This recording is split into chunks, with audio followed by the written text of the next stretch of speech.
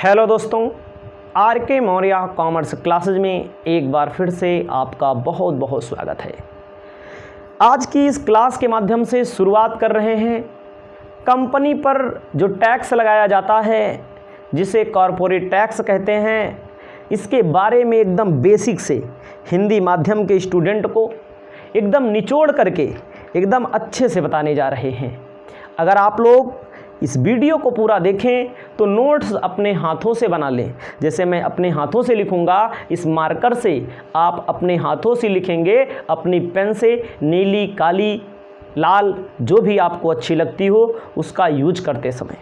Paper में तो लाल use नहीं कर सकते हो, लेकिन अपनी कॉपी में आप बढ़िया सजावट के साथ लिखोगे, अच्छे से लिखोगे तो गारंटी देता हूँ एक एक लाइन पर एक एक चैप्टर आपको मैं समझा दूंगा और आप पढ़ाने भी लगेंगे चाहेंगे तो। शुरुआत करते हैं। सबसे पहले अपनी कॉपी में लिख लीजिएगा निगम कर या कंपनी कर। अपनी कॉपी में सबसे पहले लिख लीजिए कंपनी कर या निगम कर। ध्यान दीजिएगा, कंपनी कर या निगम कर। ठीक है, आपको अपनी कॉपी में लिख लीजिएगा कॉरपोरेट टैक्स के बारे में। कॉरपोरेट टैक्स होता क्या है? सबसे पहले आपको जानकारी होनी चाहिए कंपनी होती क्या है ना। कंपनी होती क्या है, कंपनी की परिभाषा आपको जानकारी में होना चाहिए। आप लोगों ने पढ़ा होगा भारतीय कंपनी अधिनियम 2013 चल रहा है। इंडियन कंपनी एक्ट 2013 के तहत परिभाषा जो दी गई है, डिफिनीशन जो दी गई है, समझिए। कंपनी की परिभाषा अगर आपको याद होगी तो ठीक है, नहीं याद होगी तो हमसे सुनिए। कंपनी अधिनियम के तहत बहुत सारी परिभाषाएं दी गई हैं। कंपनी एक्ट के तहत बहुत सारी परिभाषाएं दी गई हैं। ठीक है, तो आपको ध्यान देना है कंपनी होती क्या है। कंपनी विधान द्वारा निर्मित कृत्रिम व्यक्ति है। आप सोचिए, कंपनी विधान द्वारा निर्मित, विधि विधान द्वारा निर्मित कृत्रिम व्यक्ति है। कृत्रिम का मतलब होता है जो मानव द्वारा बनाया गया हो, उसे कृत्रिम कहा जाएगा। क्या होता है? कंपनी विधान द्वारा निर्मित कृत्रिम व्यक्ति है। विधान का मतलब जिसे नियम कानून के तहत बनाया जाता है, जिसका समापन भी नियम कानून के तहत होता है। कंपनी की अपनी एक सार्वमुद्रा होती है। सार्वमुद्रा का मतलब होता है मुहर होती है। कंपनी के सदस्यों का दायित्व सीमित होता है। कंपनी शाश्वत चलती रहती है। कंपनी जब भी स्थापित की जाती है तो कंपनी कभी बंद होने के उद्देश्य से नहीं स्थापित की जाती है। कंपनी शाश्वत चलती रहती है। शाश्वत का मतलब जन्म जन्मांतर तक। व्यक्ति आएंगे, अंशधारी आएंगे, जाएंगे, लेकिन कंपनी चलती रहेगी। याद रख लीजिएगा फिर से अपने दिमाग में, कंपनी किसे कहते हैं, कंपनी की परिभाषा। कंपनी जो होता है विधान द्वारा, नियम कानून द्वारा, ठीक है, नियम कानून द्वारा, याद रखिएगा, कंपनी जो है विधि विधान द्वारा, नियम कानून द्वारा बनाई गई कृत्रिम व्यक्ति है, जिसकी अपनी सार्वमुद्रा होती है। सार्वमुद्रा का मतलब मुहर। आप किसी कंपनी में जाते हैं तो वहाँ बैंक में जाते हैं तो पहले मुहर लगता है, उसके बाद किसी अथॉरिटी का, किसी अधिकारी का सिग्नेचर होता है। कंपनी के सदस्यों का दायित्व सीमित होता है। कंपनी के सदस्यों का दायित्व सीमित होता है। कंपनी के जो अंशधारी होते हैं, कंपनी से उनका जो लगाव होता है, कंपनी और कंपनी के सदस्य विच्छिन्न होते हैं। विच्छिन्न का मतलब कंपनी अलग होती है, कंपनी के सदस्य अलग माने जाते हैं। कंपनी कभी मरती नहीं है।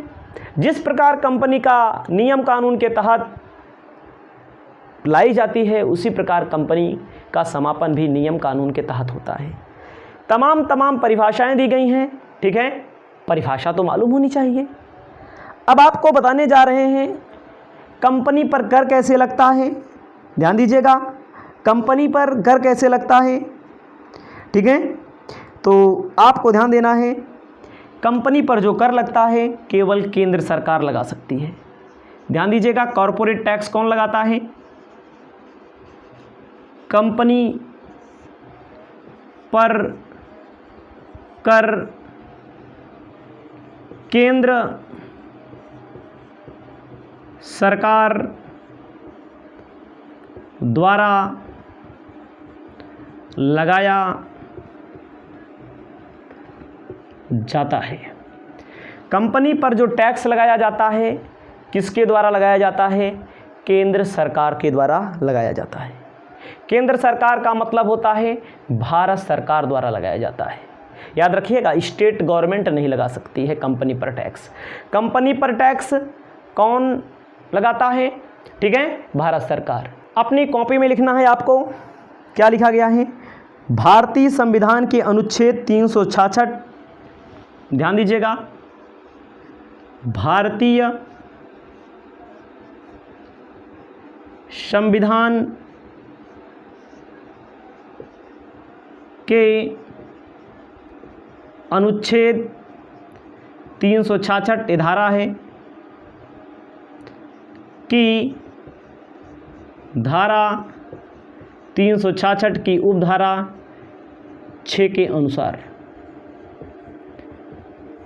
ध्यान दीजिएगा, ठीक है। आपको क्या लिखकर मैंने बताया? भारतीय संविधान के अनुच्छेद की धारा 366 की उपधारा 6 के अनुसार। आपको अपनी लिखना है, कंपनी कर से तात्पर्य उस कर से है। अपनी कॉपी में लिखिए, कंपनी कर से आशय उस कर से है जो निम्न शर्तें पूरी करती है। कौन सी शर्तें हैं, इसे हम आपको आगे बताने जा रहे हैं। याद रखिएगा हमारी बात को, एक एक टॉपिक को। क्या मैं बोल रहा हूँ? कंपनी पर कर कौन लगा सकता है? कंपनी पर कर केवल केंद्र सरकार के द्वारा ही लगाया जा सकता है।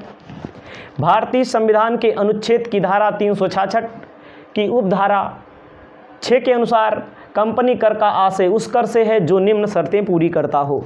उस शर्तें क्या हैं आपको यहाँ पर मैं बताना चाहता हूँ। सबसे पहले क्या शर्तें? पहली शर्त है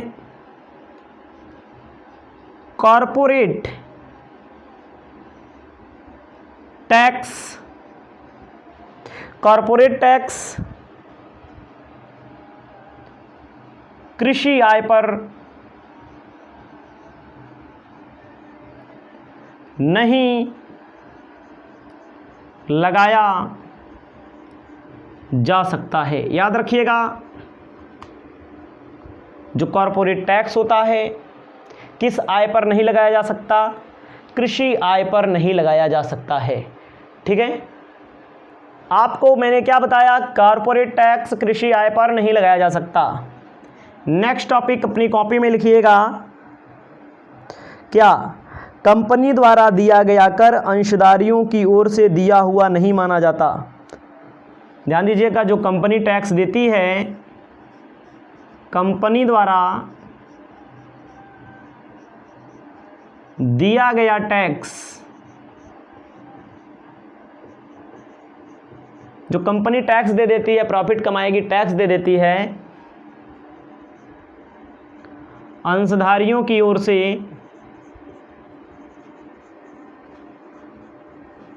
से दिया हुआ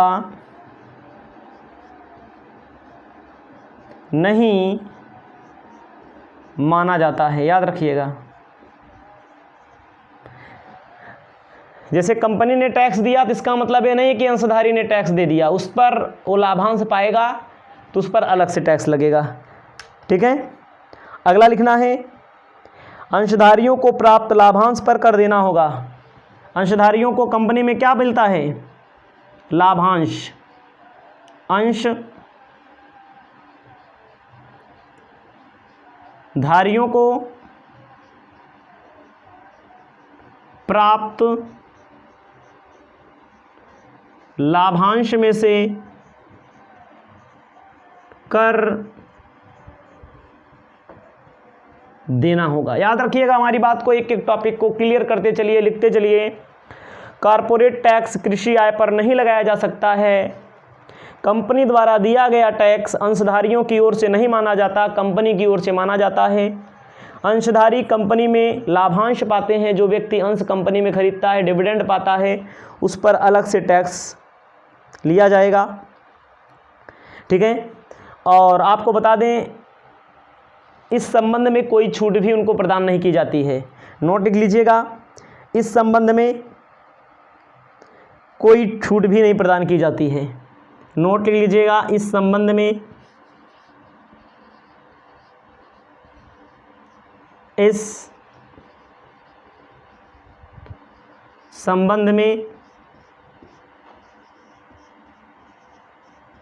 कोई छूट भी नहीं प्रदान की जाती है कि अगर आप लाभांश पा रहे हैं तो इस पर आपको कोई डिडक्शन दे दिया जाए। किसी भी प्रकार का कोई भी डिडक्शन लाभांश पर नहीं मिलेगा। कंपनी से कोई व्यक्ति, कोई कंपनी पैसा कमाएगी तो उसको छूट नहीं मिलेगी। इसको लिख लीजिए। आपको अपनी कॉपी में लिखना है कंपनी। क्या लिखना है? कंपनी। कंपनी में आपको लिखना है, कंपनी का अर्थ निम्न से है। एकदम साफ साफ एक टॉपिक समझिएगा। कंपनी का अर्थ निम्न से है। कैसे है निम्न से?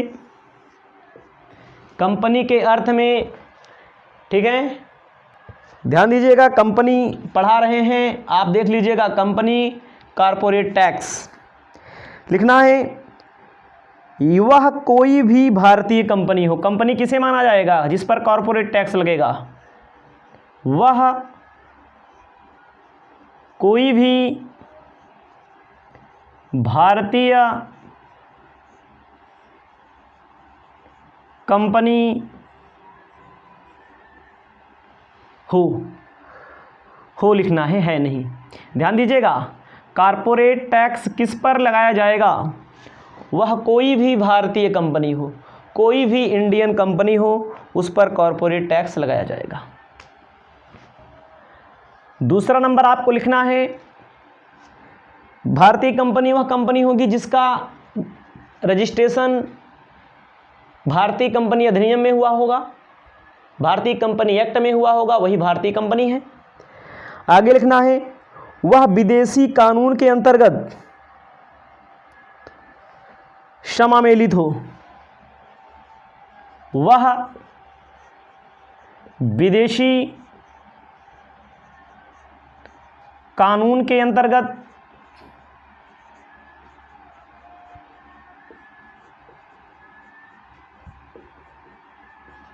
समामेलित हो।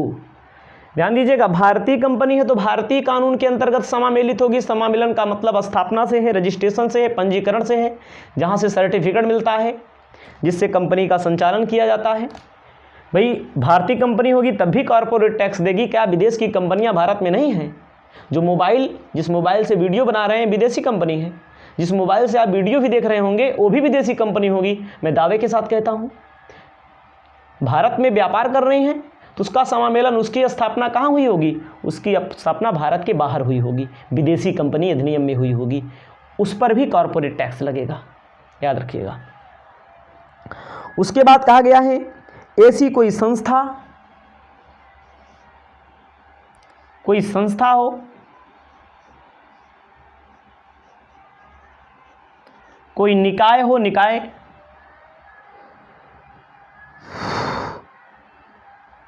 कोई संघ हो जो भारतीय आयकर अधिनियम 1922 के अंतर्गत आयकर अधिनियम 1922 के अंतर्गत कर निर्धारण के लिए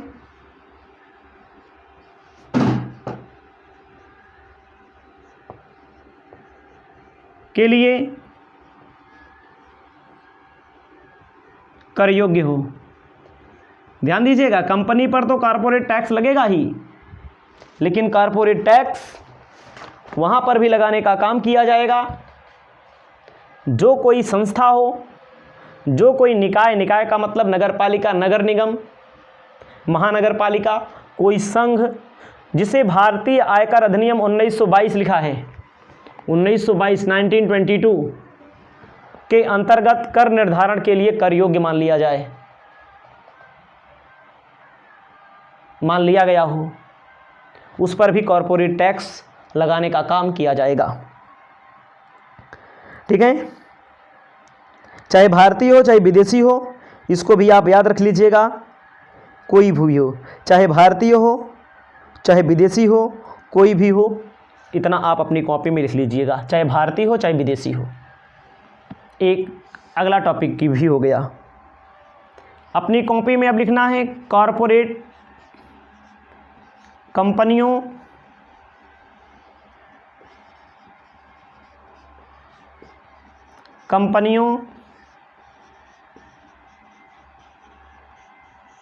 के प्रकार। ध्यान दीजिएगा, कंपनियों के प्रकार। कंपनियां कितनी प्रकार की होती हैं, किसकी नज़र में? भारत सरकार की नज़र में। क्यों भारत सरकार? क्योंकि कंपनियों पर भारत सरकार ही टैक्स लगा सकती है, कोई स्टेट गवर्नमेंट टैक्स नहीं लगाती है। कंपनियों पर कौन टैक्स लगाता है? भारत सरकार। कंपनियों की प्रकार, जैसे बहुत सारी कंपनियां आपने इसके पहले भी पढ़ा होगा, लेकिन आपको ध्यान देना है, इसमें आपको लिखना है पहले पर भारतीय कंपनी। याद रखिएगा, भारतीय कंपनी किसे कहा जाएगा?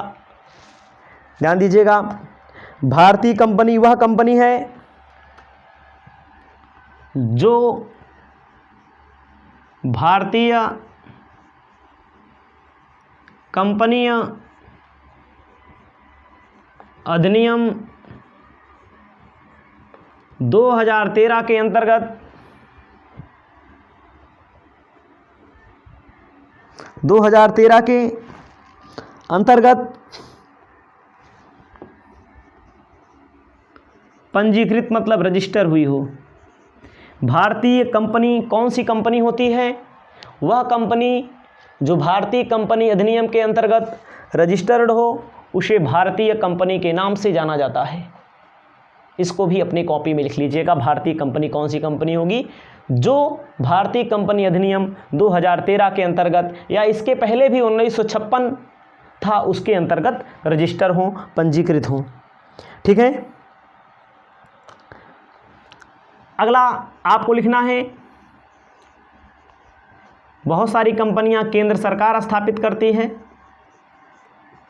बहुत सारी कंपनियां राज्य सरकार स्थापित करती हैं। स्थापित करने की बात हो रही है, टैक्स देने की बात अभी नहीं हो रही है। ठीक है, के अंतर्गत स्थापित कंपनी भी भारतीय कंपनी होगी। याद रखिएगा, भारत सरकार, केंद्र सरकार जिसे बोला जाता है, राज्य सरकार के अंतर्गत जो कंपनियां स्थापित होती हैं उसे क्या बोलेंगे? उसे हम बोलेंगे कौन सी कंपनी? भारतीय कंपनी बोला जाएगा। इसको आप अपनी कॉपी में लिख लेंगे। ठीक है, उसके बाद कहा गया है ऐसी संस्था, समुदाय अथवा निकाय, बहुत सारी संस्थाएं ज़्यादा पैसा कमा लेती हैं, कोई संस्था होती है, कोई समुदाय होता है, कोई संगठन होता है,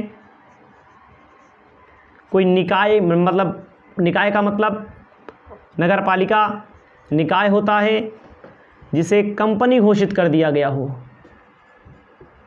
उसे भी भारतीय कंपनी के नाम से जाना जाएगा। आपको मैं यहाँ पर बताना चाहता हूँ 4th नंबर क्या है। 4th नंबर में कहा गया है जम्मू कश्मीर राज्य, जम्मू कश्मीर राज्य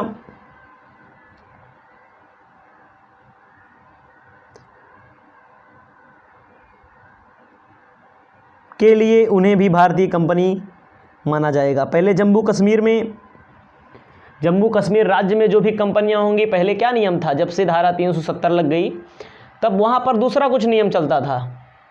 धारा 370 जो लगी, जो मोदी जी ने लगाया, उससे क्या हुआ, भारतीय कंपनी सब नियम जो यहाँ लगेगा वही नियम वहाँ लगेगा, जो वहाँ लगेगा वही यहाँ लगेगा। पहले यहाँ का नियम अलग था, हमारा था जो पूरे भारत में लागू होता था, जम्मू कश्मीर को छोड़ करके अपवाद लिखा जाता था। लेकिन जब से धारा 370 हटी है, उसमें तमाम संशोधन हुए हैं संविधान में, तब से जो नियम यहाँ लागू है वही नियम वहाँ लागू होगा। पहले ऐसे मिलता था ना, लिख देते थे ब्रैकेट में जम्मू कश्मीर छोड़कर, अब ये शब्द नहीं लिखा जाता है छोड़कर। जम्मू कश्मीर राज्य में भी कोई कंपनी होगी तब भी उसे भारतीय कंपनी माना जाएगा। अगले बार आपको ध्यान देना है, प्रत्येक दशा में उसका रजिस्टर, प्रधान कार्यालय, ध्यान दीजिएगा, भारतीय कंपनी किसे कहा जाएगा, प्रधान कार्यालय जो है वो कहाँ हो, भारत में रजिस्टर हो। भारत में अगर मुख्य कार्यालय है तो उसे भारतीय कंपनी के नाम से जाना जाएगा। आपको बहुत सारी चीज़ें सीख मिली, कंपनी में क्या शामिल किया जाएगा। वह कोई भी भारतीय कंपनी हो, वह विदेशी कानून के अंतर्गत सम्मिलित हुई हो, उस पर भी कॉरपोरेट टैक्स लगेगा। संस्था है, निकाय है, संघ है, जिसे भारतीय इनकम टैक्स अधिनियम द्वारा कंपनी घोषित कर दिया गया है, उस पर भी कॉरपोरेट टैक्स लगेगा। कंपनियों के प्रकार में भारतीय कंपनी है, भारतीय कंपनी में नंबर 1 पे है जो भारतीय कंपनी अधिनियम 2013 के अंतर्गत पंजीकृत हुई हो, केंद्र सरकार, राज्य सरकार के अंतर्गत स्थापित हुई हो। संस्था, समुदाय, संगठन, निकाय, बहुत सारी संस्थाएं बहुत ज़्यादा पैसा कमा लेती हैं। बहुत सारे समुदाय, संगठन हैं जिनको बाद में कंपनी घोषित किया जाता है, क्योंकि कोई संस्था रहेगी उस पर कम टैक्स लगेगा, ट्रस्ट रहेगा तो पर कम टैक्स लगेगा। अगर वो कंपनी घोषित कर दिया जाए तो सरकार को 30-30, 40-40% टैक्स मिलता है, 50-50%। जो नियम कुल लगेगा वही जम्मू कश्मीर में लगेगा। यहाँ कोई अलग से संविधान नियम नहीं लागू होगा। प्रधान कार्यालय भारत में होगा। इसे भारतीय कंपनी की श्रेणी में डाला जाएगा। इसे अपनी कॉपी में लिख लीजिए। अगला मैं आपको बताने जा रहा हूँ देशी कंपनी किसे कहा जाता है, घरेलू कंपनी किसे कहा जाता है। आपको अपनी कॉपी में आगे लिखना है देशी कंपनी के बारे में, जिसे घरेलू कंपनी के नाम से जाना जाता है। आपको लिखना है दूसरा, देशी कंपनी जिसे घरेलू कंपनी के नाम से जानते हैं। देसी कंपनी जिसे घरेलू कंपनी के नाम से जानते हैं, होता क्या है देखते चलिए। कहा गया है घरेलू कंपनी वह कंपनी है जो अपनी कर योग्य आय के संबंध में भारत में लाभांश घोषित और भुगतान करने पर प्रबंध कर दिया हो। घरेलू कंपनी व देसी कंपनी वह कंपनी होती है जो भारतीय कंपनी हो। ध्यान दीजिएगा, घरेलू कंपनी कौन सी हो। पहली बात, भारतीय कंपनी हो। एक एक टुकड़ों में लिखोगे तो याद रहेगा, भारतीय कंपनी हो। दूसरा नंबर आपको लिखना है, क्या दिया गया है इसमें कहा गया है अपनी कर योग्य आय के संबंध में अपनी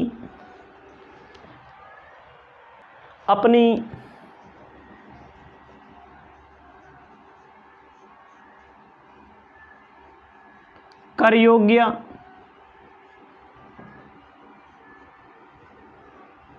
आय के संबंध में, कर योग्य आय के संबंध में भारत में लाभांश घोषित, भारत में लाभांश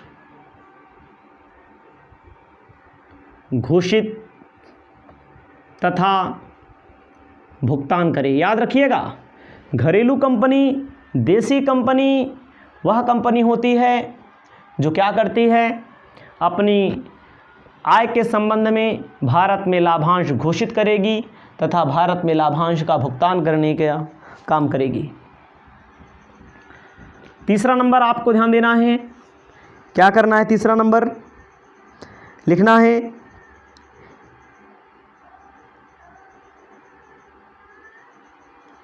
कंपनी अपने समस्त अंशधारियों का रजिस्टर भारत के नियम से रखती है। कंपनी अपने सभी अंशधारियों का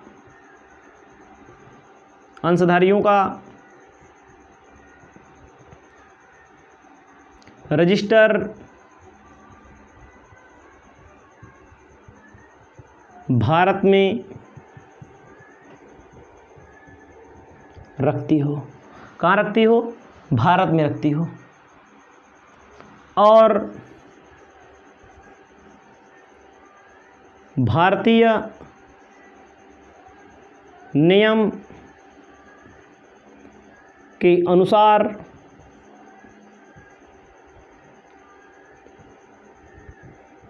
रखती हो। जो रजिस्टर होता है भारत में रखे और भारतीय नियम के अनुसार रखे। ठीक है, आपको ध्यान देना है आगे क्या कहा गया है। अंश रजिस्टर रखना अधिक से अधिक कर निर्धारण 1 अप्रैल तक प्रारंभ हो जाना चाहिए। मतलब 1 अप्रैल से पूरी प्रक्रिया इनकी 1 अप्रैल से प्रक्रिया, किसकी प्रक्रिया? रजिस्टर रखने की प्रक्रिया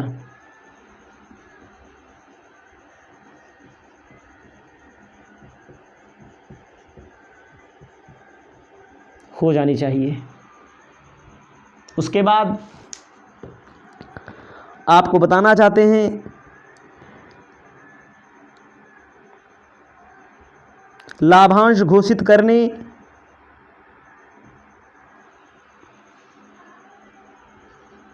लाभांश घोषित करने का स्थान भारत होगा। जो डिविडेंड घोषित किया जाएगा वो भारत में ही घोषित किया जाएगा, भारत के बाहर घोषित नहीं किया जाएगा। 5वां नंबर लिखना है समस्त लाभांश अंशधारियों को केवल भारत में देय होगा। सभी लाभांश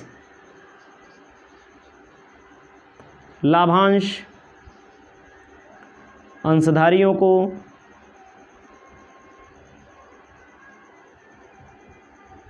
भारत में देय होगा। मतलब कि भारत के बाहर कोई भी लाभांश नहीं जाएगा। घरेलू कंपनी के संबंध में बड़ी मेहनत से इतना मैंने टॉपिक लिखा, अपनी कॉपी में लिख लीजिए। भारतीय कंपनी हो, अपनी कर योग्य आय के संबंध में भारत में लाभांश घोषित करे तथा भुगतान करे। कंपनी अपने सभी अंशधारियों का रजिस्टर भारत में रखती हो, भारतीय नियम के अनुसार रखती हो। 1 अप्रैल से प्रक्रिया प्रारंभ हो जानी चाहिए। लाभांश घोषित करने का स्थान भारत होगा। सभी लाभांश अंशधारियों को भारत में देय होगा।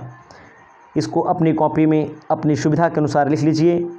आपको बताने जा रहे हैं तीसरा नंबर। अब तीसरा नंबर है जनता के सारवान हित वाली कंपनी। तीसरा नंबर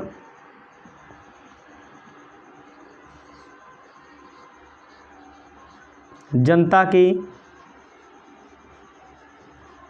सारवान हित वाली कंपनी, जनता के सारमान हित वाली कंपनी। ठीक है, सबसे पहले लिखना है सरकारी स्वामित्व के अधीन कंपनी। पहला लिखिए सरकारी स्वामित्व के अधीन कंपनी। सरकारी स्वामित्व का मतलब क्या होता है? जिस कंपनी में सरकार का मालिकाना हक हो। सरकार का मतलब है चाहे स्टेट गवर्नमेंट हो, चाहे केंद्र सरकार हो, चाहे रिजर्व बैंक हो, कम से कम 40%। ठीक है, कम से कम जिस कंपनी में 40%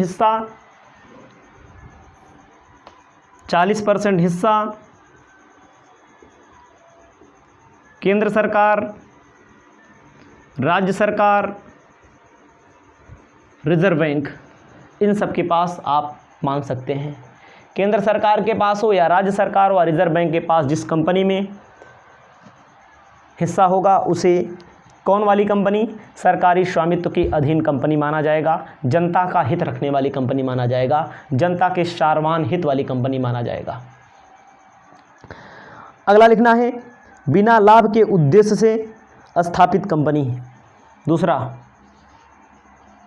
बिना लाभ के उद्देश्य से स्थापित कंपनी।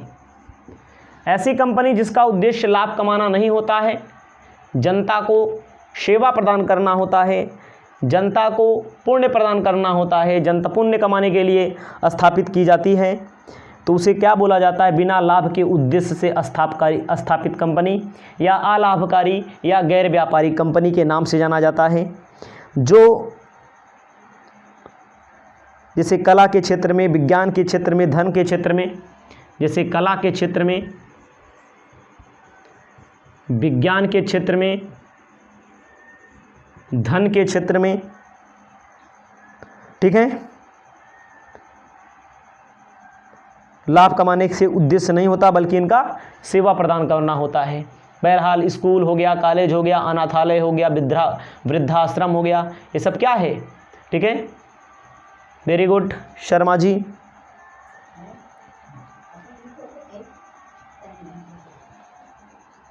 तीसरा नंबर आपको बताना चाहते हैं, कहा गया है बोर्ड द्वारा घोषित कंपनी।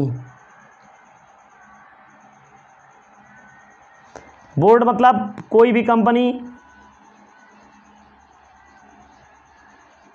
जिसे सरकार द्वारा बोर्ड घोषित कर दिया जाए, जो जनता के हित को रखती हो, सरकार उसे बोर्ड घोषित कर दे, सरकारी कंपनी घोषित कर दे, उसे जनता के सारवान हित वाली कंपनी के नाम से जाना जाएगा।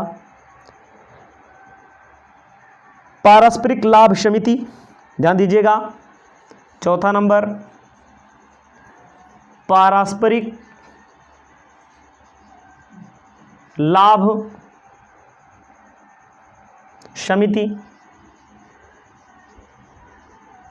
पारस्परिक जो लाभ रखती हो, जिसमें लाभ का एक आपस में मिलकर लोग फायदा कमाने के उद्देश्य से कोई संस्था स्थापित करते हैं, उसे बोला जाता है पारस्परिक लाभ।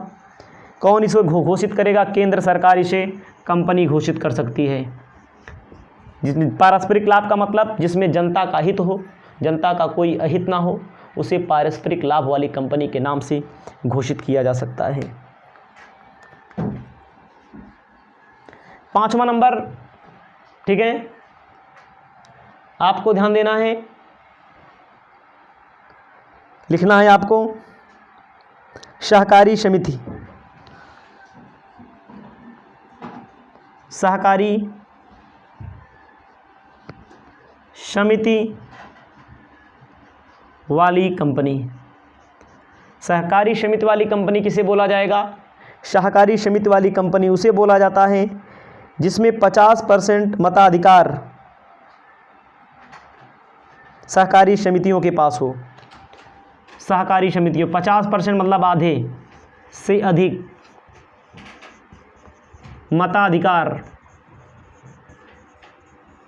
सहकारी समितियों, सह का मतलब साथ साथ जो मिलकर काम करते हैं, सहकारी समितियों के पास जो हो उसे सहकारी समिति वाली कंपनी कहा जाएगा। आपको ध्यान देना है, इन टॉपिकों को आप लिख लेंगे, ठीक है। अब आपको एक चीज़ बताना चाहते हैं, सारवान हित बार बार मिलता है, सारवान हित का मतलब क्या होता है, पूरा टॉपिक समझिए। अपनी कॉपी में हेडिंग डाल लीजिए, सारवान हित किसे कहते हैं। सारवान हित, सारवान हित किसे कहा जाता है, हेडिंग डाल लीजिएगा। सारवान हित का मतलब एक व्यक्ति का किसी कंपनी में सारवान हित कब माना जाता है, लिख लीजिए। एक व्यक्ति का किसी कंपनी में सारवान हित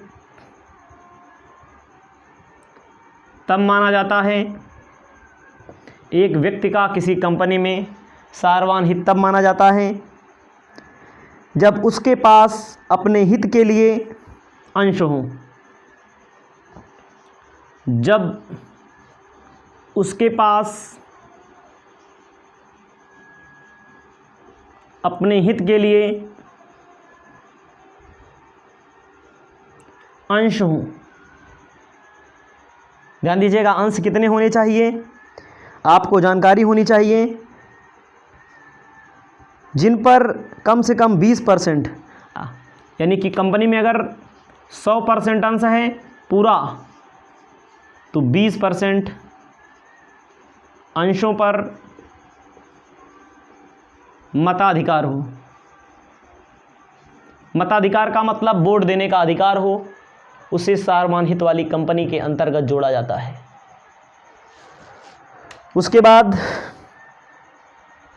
परंतु ऐसे अंश नहीं शामिल होंगे जिन पर निर्धारित दर से लाभांश मिलेगा, मतलब जिन पर लाभांश की दर निश्चित हो पहले से, वैसे अंशों को शामिल नहीं किया जाता है, ठीक है। अगला टॉपिक जो है आपका सारवान हित वाली कंपनी का हो गया। अपनी कॉपी में अगला लिखिए, सार्वजनिक क्षेत्र की कंपनी। अपनी कॉपी में अब अगला टॉपिक लिखना है, सार्वजनिक क्षेत्र की कंपनी। आपको अपनी कॉपी में लिखना है सार्वजनिक क्षेत्र की कंपनी। अपनी कॉपी में लिखिए सार्वजनिक क्षेत्र की कंपनी।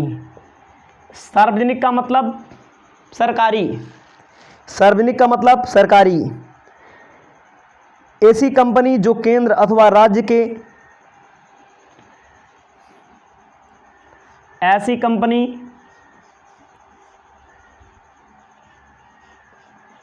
जो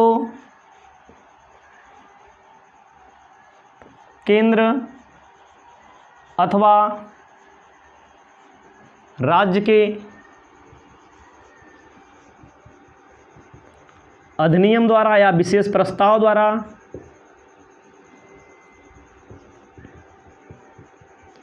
स्थापित हो। ऐसी कंपनी जो केंद्र अथवा राज्य सरकार के विशेष अधिनियम द्वारा स्थापित हो। ध्यान दीजिएगा,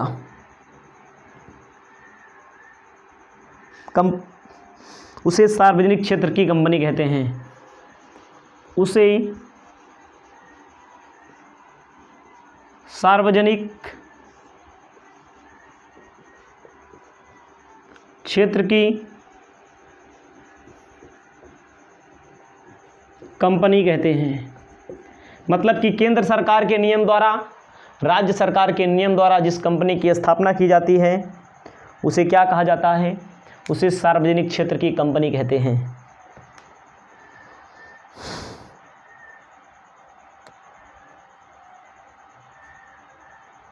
ठीक है, अगला लिखना 3 हो गया। चौथा, फॉरेन कंपनी, विदेशी कंपनी किसे कहते हैं? ऐसी कंपनी जो घरेलू नहीं है, जो देसी नहीं है, जिसका पंजीकरण भारतीय कंपनी अधिनियम के अंतर्गत नहीं हुआ है, उसे ऐसी कंपनी जो घरेलू नहीं है उसे क्या बोलेंगे? उसे बोलेंगे विदेशी कंपनी। याद रखिएगा, जिसका प्रबंध व नियंत्रण भारतीय कंपनी अधिनियम के तहत ना होता हो उसे विदेशी कंपनी के नाम से जाना जाता है।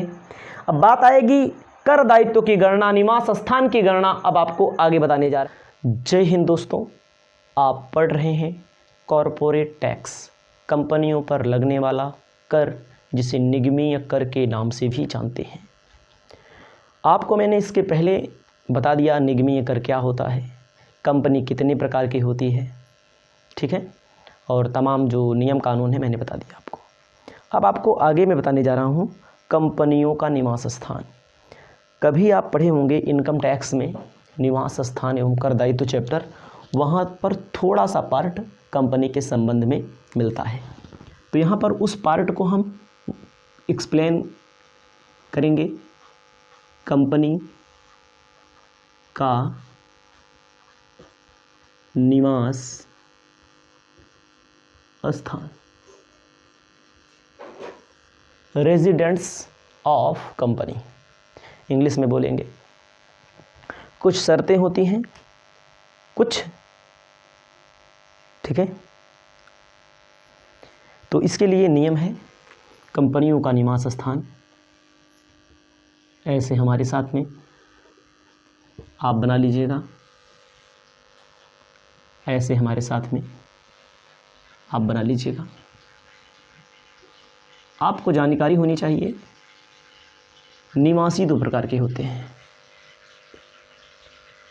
निवासी होते हैं और अनिवासी होते हैं।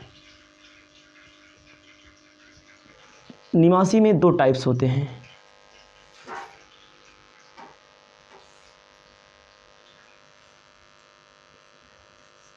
साधारण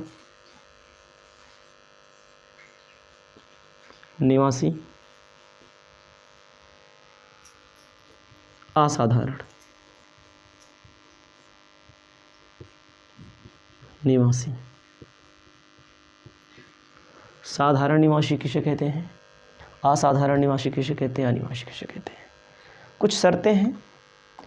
कंपनी निवासी तभी कही जाएगी जब कुछ शर्तों की पूरा करे। निवासी भारतीय कंपनी हो। निवासी कब कहा जाएगा? भारतीय कंपनी हो। कंपनी कौन सी हो? कंपनी भारतीय हो, कंपनी इंडियन हो, ठीक है। और प्रबंध व नियंत्रण भारत से। भारतीय कंपनी का मतलब जिस कंपनी का रजिस्ट्रेशन भारतीय कंपनी अधिनियम 2013 के अंतर्गत हुआ हो उसे भारतीय कंपनी कहेंगे। प्रबंध व नियंत्रण हेड ऑफिस वगैरह इंडिया से हो। तो इन कंडीशन को जो पूरा करता है उसे क्या बोला जाता है? उसे बोला जाता है निवासी कंडीशन। और जैसे कि व्यक्ति में असाधारण निवासी होता है, हिंदू अविभाजित परिवार में असाधारण निवासी होता है, तो कोई भी कंपनी असाधारण निवासी नहीं होती है। कोई भी कंपनी असाधारण निवासी नहीं होती है, इसको आप ध्यान देंगे।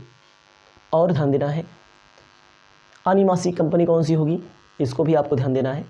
अनिवासी कंपनी वह कंपनी होती है जो इन शर्तों को पूरा नहीं करती है। मतलब कि कंपनी विदेशी हो, कंपनी विदेशी हो, यानी कि भारत की ना हो। प्रबंध व नियंत्रण भारत के बाहर हो, उसे बोला जाता है असाधारण निवासी, अनिवासी। याद रखिएगा, कंपनी निवासी तभी होगी जब मेन कंडीशन को पूरा करे। मेन कंडीशन क्या है? कंपनी भारतीय होनी चाहिए, प्रबंध व नियंत्रण भारत से होना चाहिए। असाधारण निवासी वह निवासी है जो असाधारण निवासी कोई भी कंपनी नहीं होती है। अनिवासी विदेशी कंपनी विदेशी हो उसे अनिवासी कहा जाएगा। प्रबंध व नियंत्रण भारत के बाहर हो तब भी उसे अनिवासी कहा जाएगा। अब आगे चलते हैं, आगे क्या क्या दिया गया है एक एक करके एक्सप्लेन करके बताते हैं आपको, ठीक है। जो ये बुक है, इस बुक में कुछ एग्जाम्पल दिए हुए हैं, उस एग्ज़ाम्पल को बताना चाहते हैं कि एग्ज़ाम्पल 1, एग्ज़ाम्पल 2, क्योंकि ताकि स्टूडेंट को कोई भी आधार ना बने कि हमसे वो पूछे क्वेश्चन दोबारा, इसीलिए एक ही बार में सब दे दो, एग्ज़ाम्पल और न्यूमेरिकल जो सवाल दिए रहते हैं उनको भी। हमारे पास साहित्य भवन publication HC Mehrotra SP Goyal की बुक है, जिसमें कहा गया है इलस्ट्रेशन नंबर 1। ध्यान दीजिएगा, क्वेश्चन शायद नहीं दिया है इसमें। मैं चाहता हूँ कि दोबारा कोई स्टूडेंट हमसे पूछे ना, क्यों ना पूछे, क्योंकि टाइम भी इतना नहीं रहता और आपको भी प्रॉब्लम होती है पूछने में। कहा गया है कंपनी का निवास स्थान निर्धारित कीजिए। क्वेश्चन कहा है कंपनी का निवास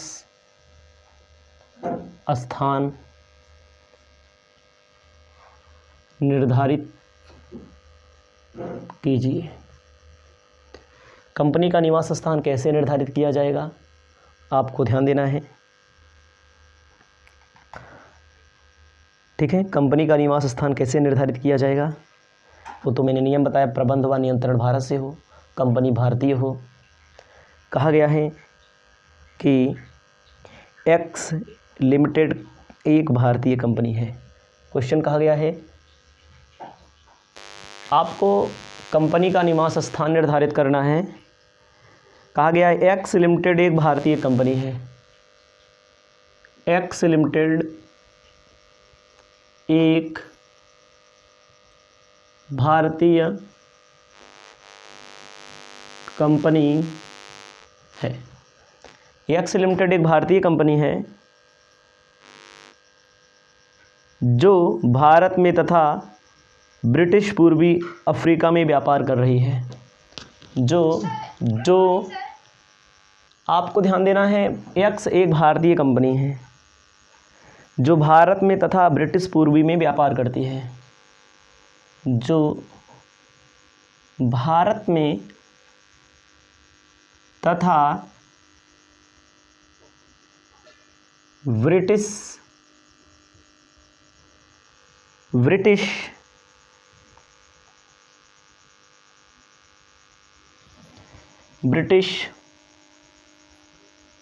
पूर्वी में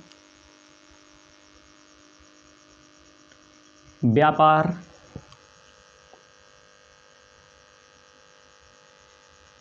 करती है, ठीक है। गत वर्ष में उसकी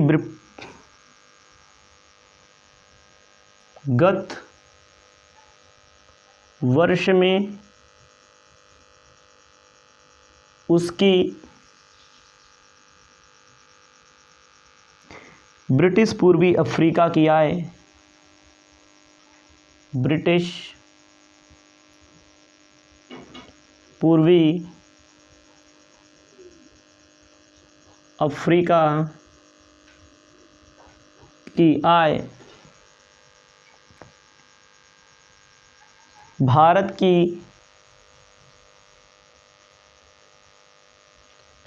आय से कहीं ज़्यादा है, कहीं अधिक है। मान लीजिए आपको क्या करना पड़ता है, निवास स्थान मालूम करना है। आपको ध्यान देना है, एक्स लिमिटेड एक भारतीय कंपनी है जो भारत में तथा ब्रिटिश पूर्वी में व्यापार करती है। भारत में भी बिजनेस करती है और ब्रिटिश के पूर्वी में भी बिजनेस करती है। और क्या करती है, गत वर्ष में उसकी ब्रिटिश पूर्वी अफ्रीका की आय भारत की आय से अधिक है। समझिएगा हमारी बात।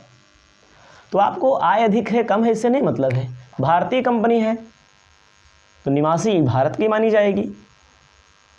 भारतीय कंपनी है तो निवासी भारत की मानी जाएगी।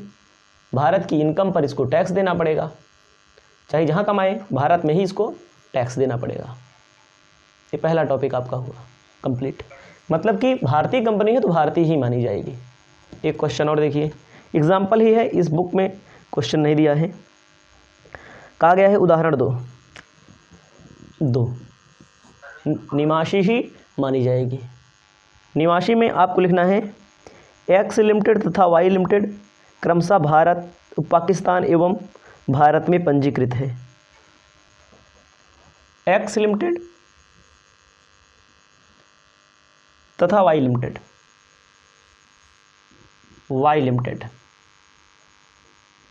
क्रमशः भारत एवं पाकिस्तान एवं भारत में पंजीकृत है। पाकिस्तान एवं भारत में पंजीकृत है। ठीक है, पंजीकृत है।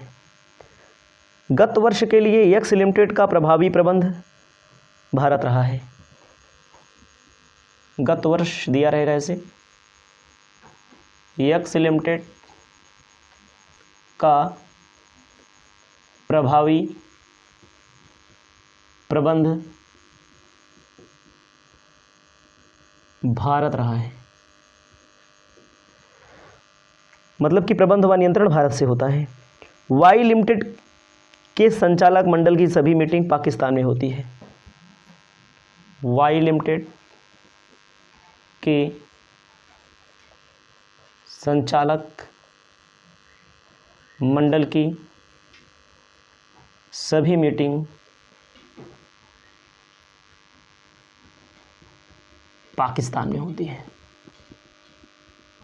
आपको लग रहा होगा भाई एक्स का प्रबंध भारत से हो रहा है, वाई का प्रबंध पाकिस्तान पंजीकृत भी है, संचालक मंडल की सभी मीटिंग्स वहाँ होती हैं जो मैंने बताया आपको। इसका मतलब क्या है, इसका मतलब है कि उत्तर देखो कहा है x limited is registered in Pakistan.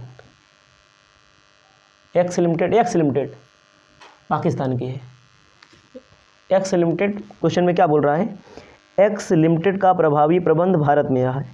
Y limited के संचालक मंडल की मीटिंग, ध्यान दीजिएगा, एक्स लिमिटेड पाकिस्तानी है, इसका प्रबंध भले है इंडिया में है, और वाई लिमिटेड इंडिया की है, इसका संचालक उल्टा बोल रहा है इसमें। तो इंग्लिश में लिखा है देखो, X limited is registered in Pakistan hence foreign company. मतलब भारत, एक्स लिमिटेड पाकिस्तान में रजिस्टर्ड है तो एक्स लिमिटेड क्या होगी, विदेशी कंपनी, फॉरेन कंपनी होगी। इंग्लिश में लिखा है देखो, Y limited registered in India, इसलिए इंडियन कंपनी होगी, वाई लिमिटेड इंडियन कंपनी होगी। इसको आप देख लीजिएगा। दो इलस्ट्रेशन मैंने आपको बता दिए हैं, आपको मैं आगे बताने जा रहा हूँ एक स्ट्रक्चर जिसके अंतर्गत आपको काफ़ी चीज़ें सीखने को मिलेंगी, जिसके माध्यम से ही आप सवाल लगा पाएंगे। उसके बाद एग्जाम्पल नंबर 13 बताएंगे, 3 बताएंगे, फिर 4 बताएंगे।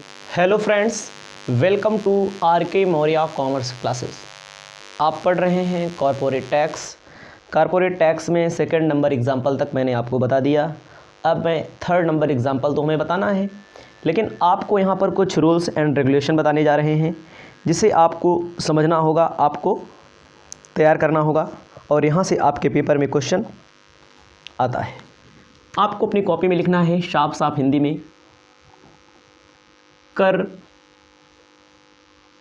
दायित्व। जो आपकी बुक है, आपकी बुक में थोड़ा कई पॉइंट दिए गए हैं, 8 पॉइंट तक, लेकिन हम इसको 5 पॉइंट तक समेट देंगे। ठीक है, 5 पॉइंट तक जब हम समेटेंगे, कोई कंपनी होगी यहाँ पर, ये सब इनकम टैक्स में थोड़ा बहुत क्या अधिकतर चीज़ें आप पढ़े हैं, आपको थोड़ा हिंट देना है बस, और कुछ नहीं करना है इसमें। अपनी कॉपी में ऐसे बनाकर लिख लीजिए।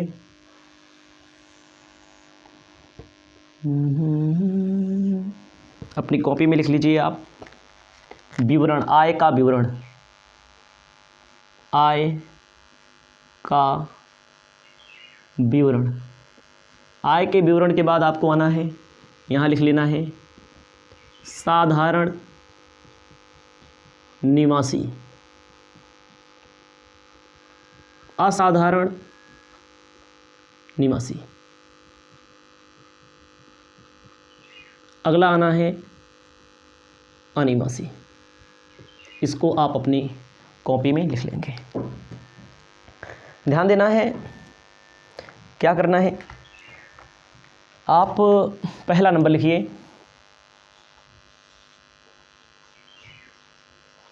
भारत में प्राप्त आय। ऐसी कोई कंपनी है जो कॉरपोरेट टैक्स देती है। अब कॉरपोरेट टैक्स उसके ऊपर कब लगेगा, जब उसकी आय भारत में प्राप्त हो। Tax tax tax.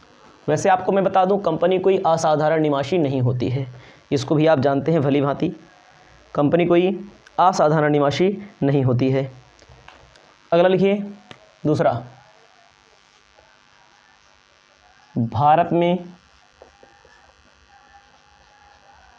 उपार्जित आय। ऐसी कोई आय जो भारत में उपार्जित हो, मतलब ऐसी कोई कंपनी जो भारत में टैक्स, भारत में पैसा कमाए। ध्यान दीजिएगा, अगर कोई भारत के बाहर है, कंपनी से पैसा कमाता है, कंपनी से अपना, अगर वो भारत में रिसीव करेगा तो तीनों में लगेगा। भारत में ही कमाया जाए तब भी तीनों में लगेगा। ठीक है। उसके बाद भारत के बाहर से आए, नियंत्रण भारत से हो, नियंत्रण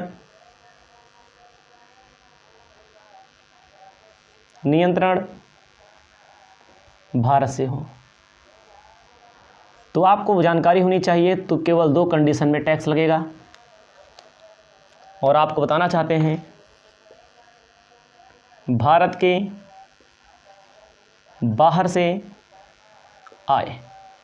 वो आय चाहे जो हो सकती है, कोई व्यक्ति होगा तो व्यक्ति की आय हो सकती है। बहरहाल हम यहाँ व्यक्ति नहीं पढ़ रहे हैं, यहाँ पर हम कंपनी पढ़ रहे हैं।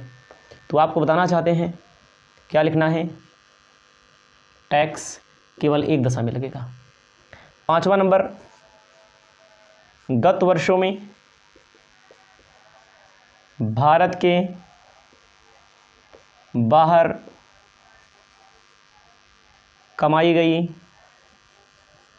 आय, किसी भी कंडीशन में टैक्स नहीं लगेगा। गत वर्ष से पूर्व यहाँ लिखेंगे टैक्स, टोटल इनकम।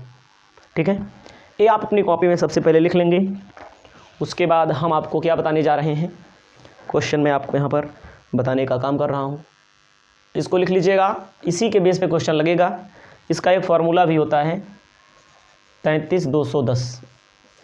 दुनिया के किसी कोने में पैसा कमाया जाए, अगर भारत में प्राप्त होगा तो तीनों कंडीशन में टैक्स लगेगा। भारत में कमाया जाएगा तो तीनों में लगेगा ही। भारत के बाहर कमाई हो, देखो 2, इसका मतलब 3, इसका मतलब 3, इसका मतलब 2, इसका मतलब 1। ठीक है, भारत में कमाया जाएगा तो तीनों में लगेगा, भारत के बाहर से प्राप्त होगी तो तब भी तीनों में लगेगी। अगर भारत से नियंत्रण हो तो कितने में लगेगी, 2 में लगेगी। नियंत्रण भारत से बाहर हो तो 1 में लगेगा। गत वर्षों में भारत के बाहर कमाई गई आय पर कोई भी टैक्स नहीं देना पड़ता है। क्वेश्चन नंबर, इलस्ट्रेशन नंबर 3 आपको बताने जा रहे हैं बढ़िया से। आपको ध्यान देना है, जो आपके पास बुक होगी, बुक में कहा गया है आयकर अधिनियम 1961, इलस्ट्रेशन नंबर 3।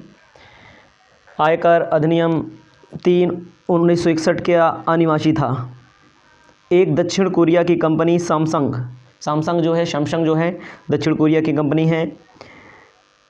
उसके पास कुछ प्राप्तियां दी गई हैं, भारत में कर योग्य है या नहीं है, कारण सहित आपको बताना है।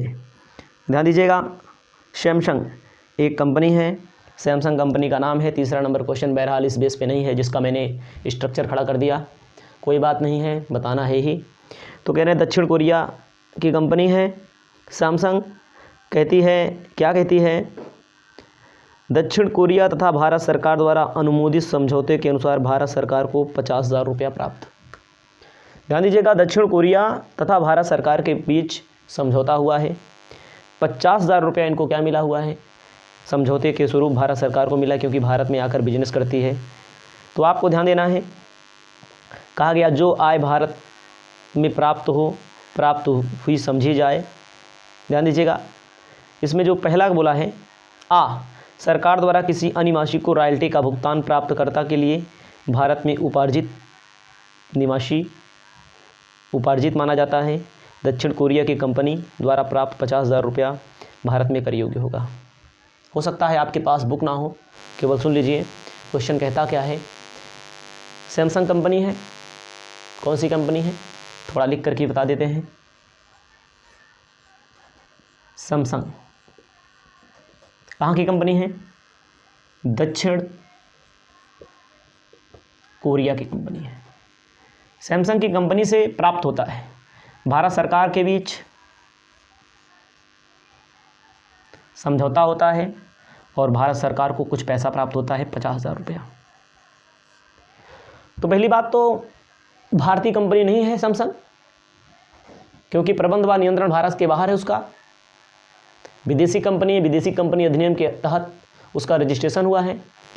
तब भी क्या होगा, भारत में जो कोई भी पैसा उपार्जित होगा, कोई भी पैसा रिसीव होगा, तब टैक्स देना पड़ेगा। अनिवासी है तब भी टैक्स देना पड़ेगा, इसको याद रख लीजिएगा।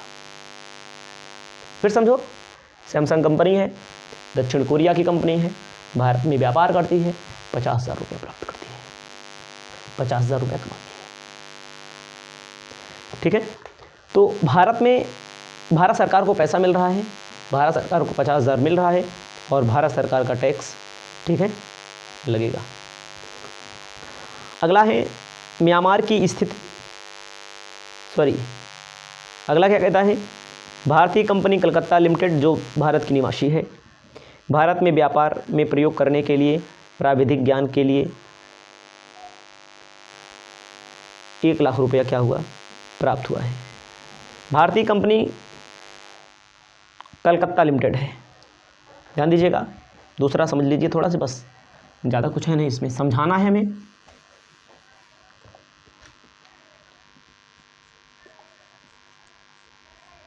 भारतीय कंपनी, ठीक है, कलकत्ता में है, कलकत्ता है। कहा गया जो निवासी है भारत में व्यापार में प्रयोग करने के लिए प्राविधिक ज्ञान के आयात के लिए 1 लाख रुपया प्राप्त किया है। ध्यान दीजिएगा, प्राविधिक ज्ञान क्या है, टेक्निकल नॉलेज के लिए दिया इन्होंने कहीं पर। भारतीय कंपनी है, भारत के बाहर इन्होंने टेक्निकल नॉलेज दिया। कहा गया एक अनिवासी द्वारा किसी निवासी को भारत में व्यापार में तकनीकी ज्ञान के प्रयोग का अधिकार देने के लिए फलस्वरूप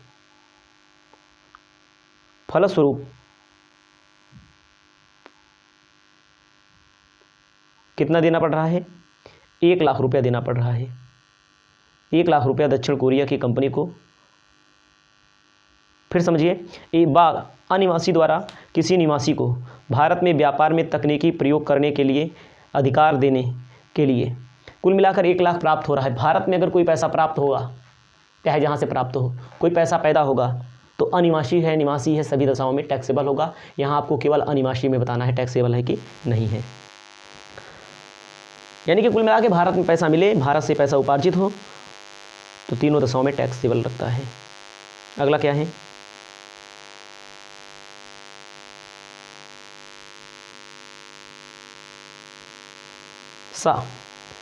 भारतीय संगठन की मुंबई की एक अनिवासी कंपनी है जो सिंगापुर तथा मलेशिया में व्यापार के लिए चित्रकला आयात करने के फलस्वरूप 75,000 रुपया प्राप्त हुआ है।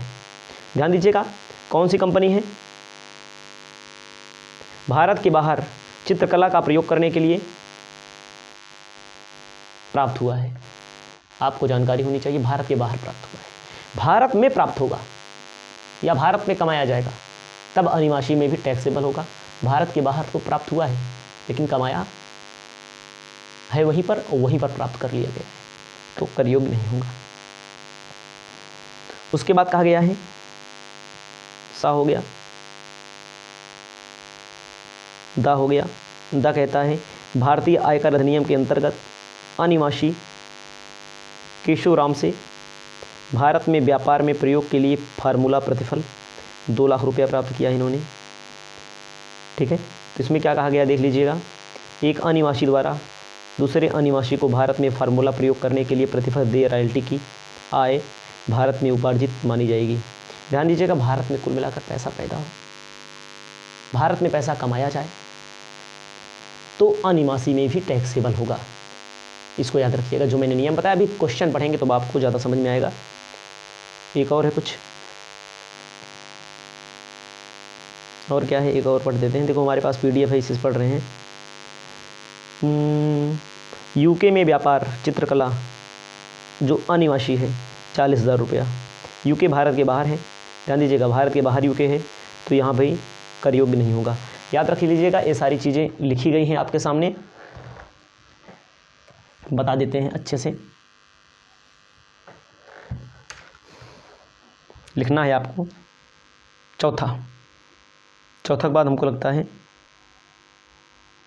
कहानी खत्म है। चौथे में कहता है कोलकाता के व्यापार से आए जो अमेरिका से प्रतिबंधित है 25,000 रुपया। कोलकाता के व्यापार से आए जो अमेरिका से प्रतिबंधित हैं, निवासी और अनिवासी की दशा में आपको बताना है कौन सी आय कर योग्य होगी। जानकारी के लिए आपको बता दें,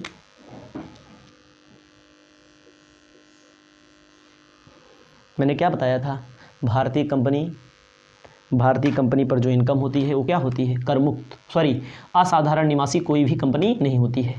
असाधारण के लिए डैश कर दिया। लिखना है आपको कोलकाता के व्यापार की आय। ठीक है,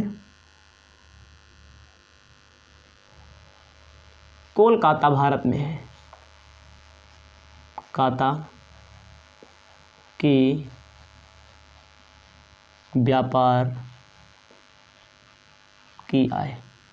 कोलकाता के व्यापार से इन्होंने कितना कमाया है, इन्होंने 25,000 रुपया कमाया है जो अमेरिका से प्रतिबंधित है। प्रतिबंधित का मतलब होता है अमेरिका से कंट्रोलिंग हो रही है। कोई बात नहीं, इंडिया में कमाए हो टैक्स दो, इंडिया में कमाया है, कोलकाता इंडिया में है, भले अमेरिका से संचालन हो रहा है, देना पड़ेगा। भारत में कमाया जाएगा तो भारत में देना पड़ेगा। उसके बाद कहा गया है म्यांमार की संपत्ति से आय जो भारत में प्राप्त की। म्यांमार भारत के बाहर है लेकिन वहाँ कमा रहे हैं, प्राप्त यहाँ कर रहे हैं।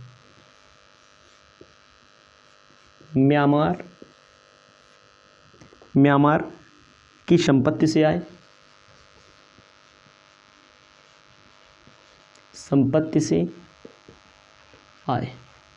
म्यांमार भारत के बाहर है, संपत्ति से इनकम कर रहे हैं, तो कोई व्यक्ति अगर होता ना तो इसमें भी टैक्सेबल होता है। भी बता दूं आपको, कोई व्यक्ति नहीं है, कंपनी का कैलकुलेशन करना है तो इसीलिए इसको हटा दिया गया है। और निवास स्थान कर दायित्व आप पढ़ेंगे इनकम टैक्स में, बड़ा अच्छा वहाँ पर हमने समझाया भी है। यहाँ पर क्वेश्चन नहीं दिए लेकिन वहाँ क्वेश्चन बहुत सारे दिए हैं। श्रीलंका के व्यापार से लाभ 15,000 रुपया। श्रीलंका के व्यापार से लाभ, भारत के बाहर है श्रीलंका, 15,000 रुपया केवल इसमें लगेगा, अनिवासी वाले में नहीं लगेगा। भारत के बाहर अगर कोई कमाया जाए, हाँ भारत के बाहर रिसीव हो जाए, श्रीलंका के बाहर ही रिसीव हो रहा है, वहीं जमा कर ले रहे हैं। ठीक है, अगला है केन्या के पेशे से वहीं प्राप्त आय जो भारत में स्थापित था। केन्या में इनका पेशा है, ठीक है, वहाँ से कितना कमा रहे हैं, 15,000 रुपया। केन्या के पेशे से आय, केन्या भारत के बाहर भैया, वहीं पर स्थापित है, ठीक है। जो भारत में स्थापित था, केन्या भारत के बाहर है, वहीं प्राप्त किया इन्होंने, केन्या के पेशे से वहीं पर प्राप्त करे, भारत के बाहर प्राप्त है तो केवल एक कंडीशन में। 5वां नंबर, यूके भारत सरकार की प्रतिभूतियों पर ब्याज आधा भारत में प्राप्त हुआ। प्रतिभूतियों पर ब्याज हिंदी में लिख लीजिए।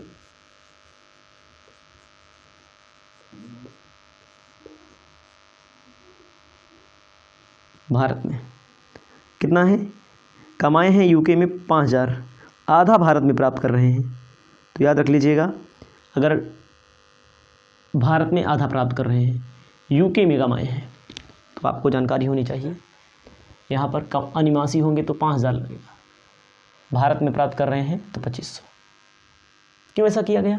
5,000 कमा रहे हैं, ठीक है, 5,000 कमा रहे हैं, आधा भारत में प्राप्त कर ले रहे हैं, तो भारत में आधा लगेगा। फिर से समझ लीजिए, यूके सरकार की प्रतिभूतियों पर जिसका आधा भाग भारत में है, उल्टा हो गया। भारत के बाहर अगर कोई पैसा कमाएगा तो एक कंडीशन में लगता है, प्राप्त कर रहे हैं 2,500, आधा प्राप्त कर रहे हैं तब वहाँ लगेगा, क्योंकि ये 2,500 सब में आ जाएगा, ये 5,000 केवल एक में रहेगा। 6ठा नंबर कहता है इंग्लैंड विकास पत्र का ब्याज। इंग्लैंड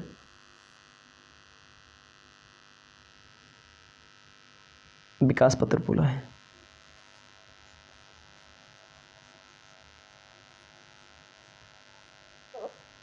ब्याज इनको मिला है। भारत के बाहर पैसा कमा रहे हैं, इंग्लैंड भारत के बाहर है, कितना रुपया कमा रहे हैं?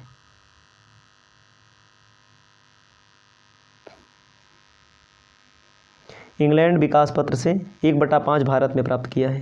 देखो, इंग्लैंड में भारत के बाहर कमाओगे तो एक कंडीशन में तो लगेगा ही, नियंत्रण भारत से होगा तो 2 में लगेगा, लेकिन 1/5 इसका, 1/5 10,000 रुपया। उसके बाद 7वां, अमेरिका में कृषि आय, वहाँ प्राप्त की फिर भारत भेजी, एक कंडीशन लगेगा। अमेरिका में कृषि आय कितना?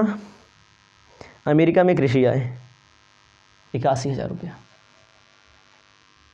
भारत के बाहर है तो केवल एक कंडीशन में टैक्स लगता है।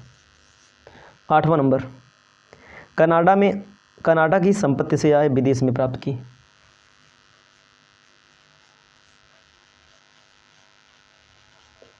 संपत्ति से आय,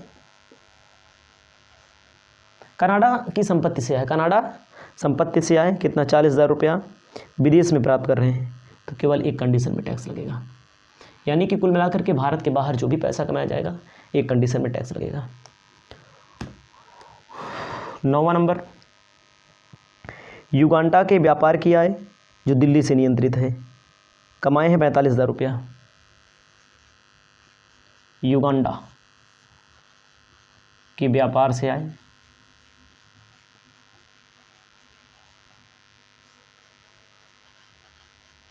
दिल्ली से नियंत्रण। युगांडा भारत के बाहर है, कमाया है इन्होंने कितना? 45,000। एक तुम में लगेगा, तो नियंत्रण भारत से है तो 45,000 यहाँ भी लगेगा, लेकिन इसका तो लिखने नहीं है। तो कितना प्राप्त कर रहे हैं इंडिया में? 25,000 इंडिया में प्राप्त कर ले रहे हैं। उसके बाद भारत के भवन की बिक्री से आए, भारत में भवन की बिक्री से आए लाभ जो श्रीलंका में प्राप्त किया। 10वां नंबर, भारत में भवन की बिक्री से लाभ जो कहाँ प्राप्त किया? इंग्लैंड, वहाँ ले जा रहे हैं, श्रीलंका। सभी कंडीशन में लगता है, 2 ही पूछा है, 2 में लिख दो अपना। कितना?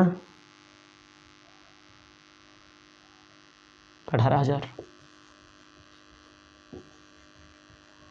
18,000। बांग्लादेश में बैंक में जमा कमाया, वहीं पर बांग्लादेश में बैंक जमा पर कमाई। बांग्लादेश में बैंक जमा पर कमाई 6,000 रुपया। केवल एक, भारत के बाहर अगर कोई पैसा कमाओगे तो केवल एक में टैक्स लगेगा। आय भोपाल में उपार्जित, सिंगापुर में प्राप्त की। 12 नंबर। भोपाल इंडिया में है, एमपी।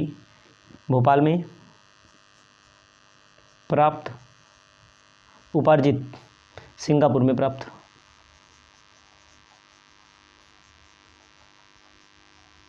सिंगापुर में प्राप्त। सिंगापुर भारत के बाहर नहीं है और लेकिन पैसा इंडिया में ही कमाया जा रहा है। दोनों में 6,000, सब में होता है लेकिन इसका तो लिखने नहीं है। इंग्लैंड में कृषि आय, यह आय बच्चों को शिक्षा के लंदन पर व्यय कर दी गई। इंग्लैंड में